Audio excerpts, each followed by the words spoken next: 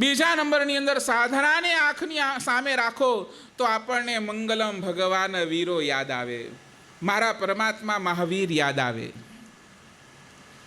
કેવી જબરજસ્ત કોટીની સાધના એમની.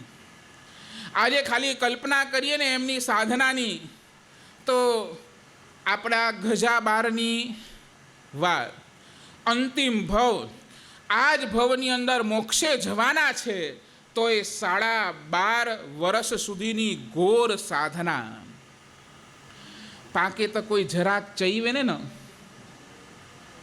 તો એ માઠો લગેવે ને બીજે દીથી ડેરાસર ઉપાસરો મળે.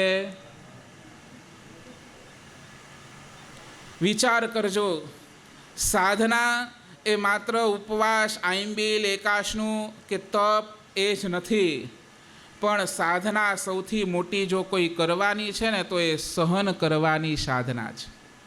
આંબીલ શેના માટે? તો તમે સહન કરો.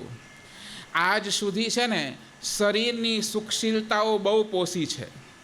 આજ સુધી શરીરની સુખશીલતાઓ, મનની સુખશીલતાઓ બહુ પોસી છે. એ મનની સુખશીલતા, શરીરની સુખશીલતા તોડવા માટે શાસ્ત્રકાર ભગવંતો કહે છે સાધના જરૂરી છે. સાધના ક્યારે થઈ શકે?